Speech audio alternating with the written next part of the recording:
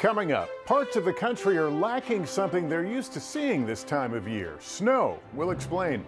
Then Drone Club. We'll introduce you to some kids who are reaching new heights in Texas, learning about flying, coding, and so much more. Last competition, we won a trophy, and we were the youngest people there. We were literally the only elementary school. I love when we accomplish something good and we all get excited and our team gets all happy.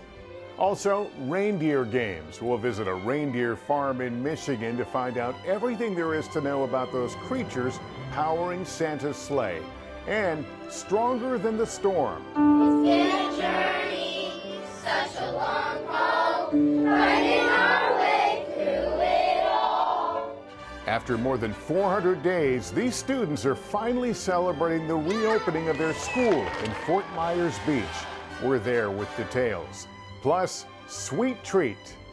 Ladies and gentlemen of the Gallery Gourmet, my name is Willy Wonka. Our Kids Edition correspondent catches up with the stars of the new movie, Wonka. Tell me what makes Wonka a good movie for kids. Well, there's lots of magic in it, and there's lots of animals in it. And you like chocolate? Yes. There's a chocolate river in Wonka. I think you're gonna love it. Who's for Havertop? This is NBC Nightly News Kids Edition. Welcome back to Nightly News Kids Edition. I'm Lester Holt. It's great to be with you guys. Hope your week is going well so far. We have a terrific lineup ahead, including our picture of the week. Plus, with Christmas just around the corner, we thought we'd put you to the test in a holiday-themed pop quiz. But first, let's begin with one topic we often cover on this program, and that's the weather. We're just 1 week away from the official start of winter. But guess what's missing? Snow. That's right, parts of the country have been experiencing a snow drought. The National Weather Service says snowfall totals last week in normally snowy parts of the country were mostly well below average. And from southern Virginia to New York City, a record snow drought continues. Nearly 2 years have gone by since the last time an inch or more of snow fell. In its place recently, a good amount of rain. We'll keep an eye on this, but for now, I guess that means no snow days in the immediate future. Meantime, stargazers across the country had a chance to see a meteor shower late Wednesday into early Thursday. NASA says the meteor shower is coined the Geminids because the meteors appear to radiate from the constellation Gemini. Did you know a meteor is a streak of light in the sky and is actually a space rock crashing through the Earth's atmosphere? It happens when those rocks, really a small piece of asteroid or comet called a meteoroid, burns up upon entering the Earth's atmosphere. If a meteoroid comes close enough to Earth and enters our atmosphere, it vaporizes and turns into a meteor, a streak of light in the sky. In other news, the White House hosted a Hanukkah event to honor the Festival of Lights. The second gentleman, Doug Emhoff, the husband of Vice President Harris, lit the first flame on a menorah candle during a reception in the East Room of the White House on Monday. The Jewish holiday this year comes as the Israel-Hamas war continues overseas. All right, let's switch gears and talk about a piece of technology that you might have heard about or maybe even flown yourself. We're talking about drones. Drones are unmanned aerial vehicles. They are used for all sorts of reasons, from surveillance to monitoring wildlife to recreation and beyond. And now some 4th and 5th graders are reaching new heights thanks to one buzzworthy program. Our sponsor, Walton Family Foundation, introduced us to this club in Texas. Check it out. At Harmony School of Innovation in Euless, Texas, things are looking up. 3, 2, 1, go.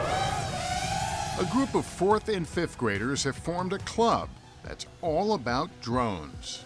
It's like a fun and educational drone competition where there's different obstacles like the keyholes and blackout.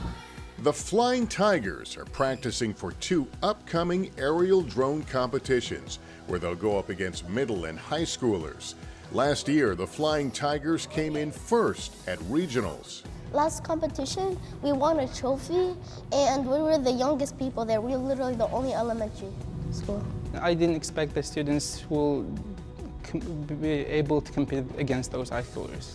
That would surprised me. So we went there and we won it. It doesn't matter how old you are, because no matter how old you are, you can always accomplish good stuff. So how does it work? First, students choose whether they want to be a pilot or a coder. Pilots control their drones with a remote control, one that looks similar to a video game controller. It's very similar to like a game system. Personally, like if you have experience with like remote control games, you're going to be very good at this. Each pair of pilots relies on 2 observers to direct the drone from the other side of the course, especially in one particular zone called the blackout, where pilots can't see anything at all. But come, just do a clip, back, this way. Go through right. Forward. Now go forward, left. It's actually an important job because you can't see the hoop that's behind it. So I have to show them how to move. Like I could either use my voice or I could just show them with my hands like that. And then have a go left. On the other side, coders write lines of code into a computer which they program into the drone to tell it where to go. So you take this USB cord and you connect it to this computer, and if you're on the website, it'll take all the code and transfer it through into this controller, and then the drone antenna sends that code to the drone.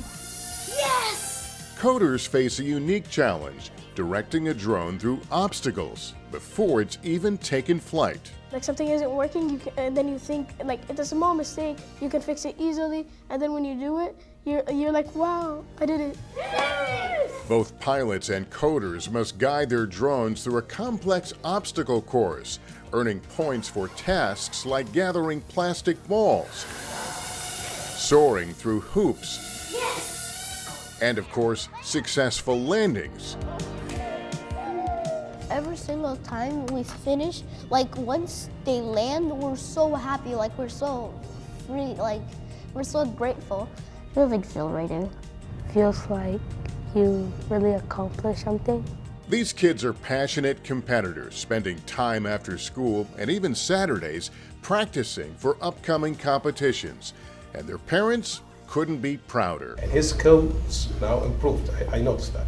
They are working as a group, so that's the greatest thing. It's great that young minds can work on this and get a lot of excitement and value out of it.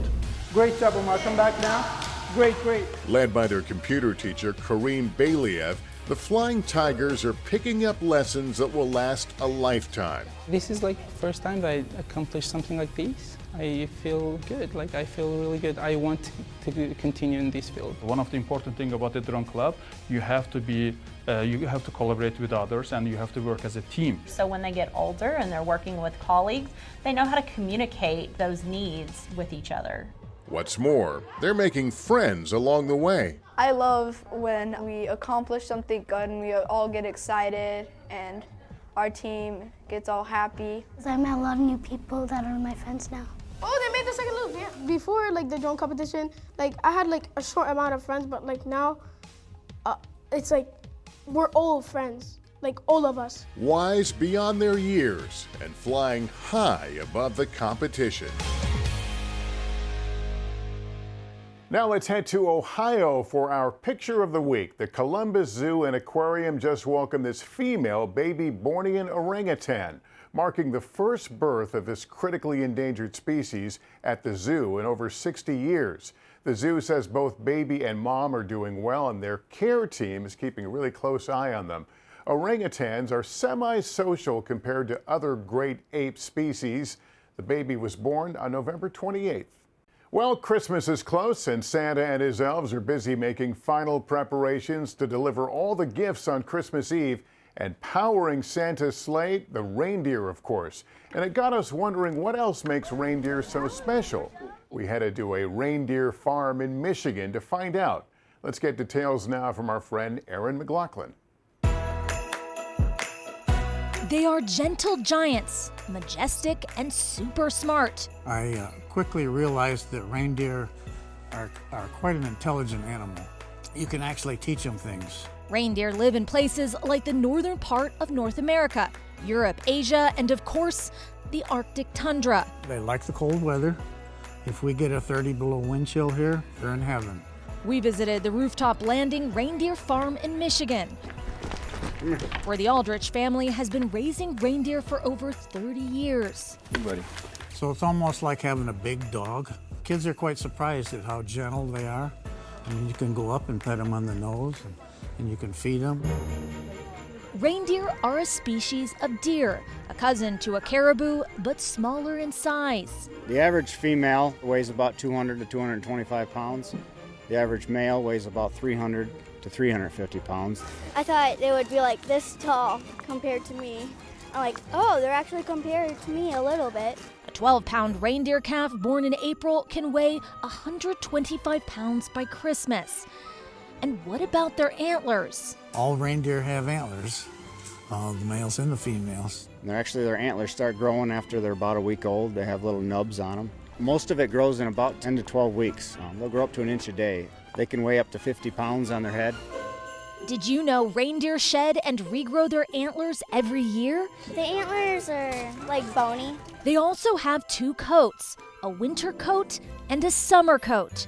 Oh, and girls rule. The females are dominant. They completely rule the herd. Reindeer usually have one calf a year, born in the springtime. If you can listen, you can hear the click in their feet.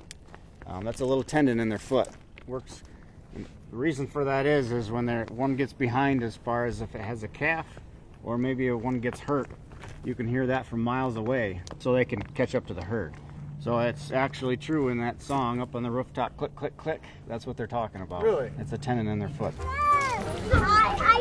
And the number one question that gets asked by visitors, especially this time of year. The number one questions we get asked here at the farm, first one from the kid is, where's Rudolph? Well, hi there. Rudolph is definitely at the North Pole getting rested up at these times in November and December. We know Rudolph is the most famous reindeer of all, but on this farm, Angel is the star. That's Angel right over here.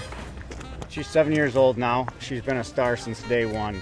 She gets letters from all over the country. She gets a lot of mail at Christmas, a lot of Christmas cards from kids. They like their treats. And speaking of Christmas, the Aldrich family has a message for Santa. These are some of Santa's backups. We are always ready. If he needs one, he can come and pick one up from us, that's for sure. These reindeer are ready for sure. Merry Christmas, everybody. Have a holly jolly Christmas.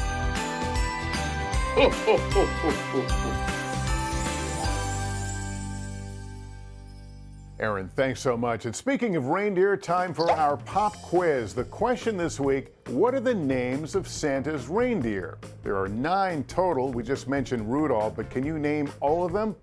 I'll give you a few seconds to think about it. Actually, I need a few more seconds. 1 second. Okay, I think I've got it. Let's see if you do. Time's up. Santa has a total of 9 reindeer. Their names are Dasher, Dancer, Prancer, Vixen, Comet, Cupid, Donner, Blitzen, and of course Rudolph. I, by the way, had the benefit of a teleprompter with the answer. You didn't, but I hope you got at least some of them. Turning to this week's Spotlight, he's a young chocolate maker on a mission to change the world one delicious bite at a time. We're talking about Willy Wonka. Our Kids Edition correspondent Lennox Paul caught up with the cast of Wonka to find out what the new movie is all about. Ladies and gentlemen of the Gallery Gourmet, my name is Willy Wonka. It's the family movie that's as sweet as a big box of chocolate, just in time for Christmas. Wonka, starring Timothy Chalamet and Keegan-Michael Key, is the gift that will keep on giving. Who's for Havertop? Tell me what makes Wonka a good movie for kids. Well, there's lots of magic in it, and there's lots of animals in it. And you like chocolate? Yes. There's a chocolate river in Wonka. I think you're gonna love it. I'm making chocolate, of course. What is your guys' favorite, like candy or chocolate? I'm gonna flip it. What's yours? Kit Kat. I like Milk Duds, Raisinets. Raisinets? I never heard of those. Never heard of Raisinets. Oh, they're chocolate-covered raisins. They're delicious. Like your chocolate covered raisins? Mm-hmm. Does that sound nasty? That sounds good. That sounds good. I was about to get up. Take my lead. You see, I'm something of a magician, inventor, and chocolate maker. Wonka is directed by Paul King. Together with Chalamet, they used music and dancing to tell the story of how Willy Wonka became the famous candy maker. Why was Timothy Chalamet the perfect person for Willy Wonka? I just think Timothy's an amazing actor. He's really funny. He can do that kind of strange, eccentric, slightly unknowable, bizarre character. But at the same time, he really carries the emotional heart of the movie. This is gonna be the greatest chocolate shop the world has ever seen! Chalamet is the third actor to take on the iconic role of Willy Wonka. Do you watch the other Wonka movies? What was your favorite one? I've watched both of them. This one is really inspired by the first one, but I think both versions are great. Which Willy Wonka movie was your favorite? Jim Wilder or Johnny Depp? I like it both in different ways, but the Gene Wilder one is amazing. Newcomer Kayla Lane co-stars as Noodle, an orphan who helps Wonka follow his dream. Huh. A double hump. Do you have a pencil and paper? Uh-huh. How does it feel to be in your first big Hollywood movie? It's so incredible. I mean, like, it's unbelievable, like, being here. I mean, like, especially with all of these, like, talented actors and actresses. Being a part of this is just, it's unreal. Scrub, scrub. Acting in a musical brought out the kid in Natasha Rothwell. It's pretty cool. I really enjoyed it. I think being on set and seeing everything come to life, it was very magical. Every good thing in this world started with a dream. A magical movie set with lots of tunes you'll be singing long after leaving the theater. Scrub, scrub. Is that Scrub Scrub song like stuck in your head? Still, Yeah. 2 years later, it's still Exactly. in my head. Scrub, scrub. Yeah, my favorite part is how you guys always kept saying Scrub Scrub. It was like you guys were all just kept saying like over and over again. Over and over. Over and over and over. Now when I clean my house, I'm cleaning like scrub, scrub. What are some of your guys' role models? I look up to my parents. They're definitely good examples. You're looking at me like that's a fake answer. It's a true answer. I mean it. Who do you look up to? I look up to my parents. Well, they did pretty well if they made this excellent interviewer. With so much candy around, I just had to ask. Did you really eat all that chocolate? Like, did you actually eat all of it? No. Okay, no, if you ate all that, you would probably get like a stomach ache. Yes, I'd get a big stomach ache. Yeah. I ate some chocolate, but the rest of it was make-believe. A make-believe movie with a very real message. Never give up on your dreams. For Nightly News Kids Edition, I'm Lennox Paul. Back to you, Lester.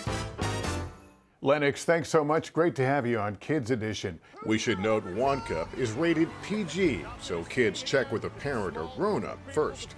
Finally, in our Inspiring Kids series, we have an update on a story we brought to you back in May about one community in Florida that came together after a really horrible storm hit last year. And it's these kids who are giving Fort Myers Beach a reason to believe. Such a long haul, finding our way through it all. There were steep cliffs, and we felt fear, but we learned to persevere. It's been quite a journey since Hurricane Ian hit Fort Myers Beach last year. What do you remember about Hurricane Ian? Well, I remember that it was really bad, and that I remember that we had to go to Jensen Beach for a couple months. And that when we got to go back on the island and stay in a friend's house, we were like, oh my God, what happened to the island? The storm was scary and caused a lot of destruction to the area. But what we discovered when we visited Fort Myers Beach back in May was that this community has persevered. How did you do during the storm? I feel like I did pretty good. Yeah, you're pretty brave. Fort Myers Beach Elementary School was badly damaged by the storm, forcing the students to relocate. Stayed together like we're a family or a group, and it's really nice. The kids received an outpouring of support from schools across the country. They made me feel really happy because they were showing support. I'm just happy that, some of everyone that sent out letters and, you know, felt empathy. I needed that, and I think a lot of other kids did too. I'm happy to say that our hearts are healing. Now, after 433 days, Fort Myers Beach Elementary School has reopened. And yet, we figured out with our determination a pathway to reopen Fort Myers Beach. I'm so incredibly proud to be here today and welcome everyone to the official ceremonial opening of our school. 3, 2, 1. Last week, students and staff celebrated the official ribbon cutting and returned to campus. We're just really happy to have the kids back home where they can be comfortable and excited to be back in their own space. Part of the healing process here was through music.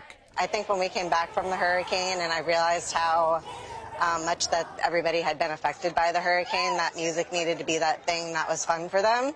It needed to be the thing that kind of stabilized them. You guys have this song that you're singing. Can you tell me about it? It's talking about this storm, which was Hurricane Ian.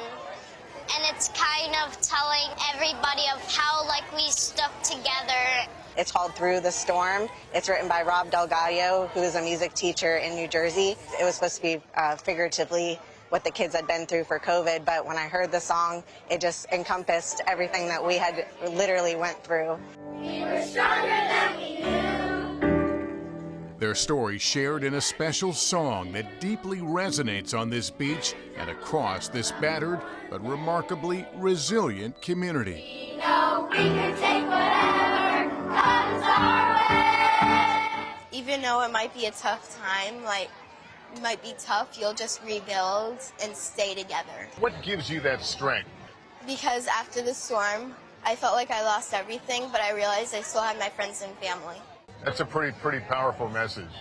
We were on hand for a special performance in the spring. We were stronger than we knew.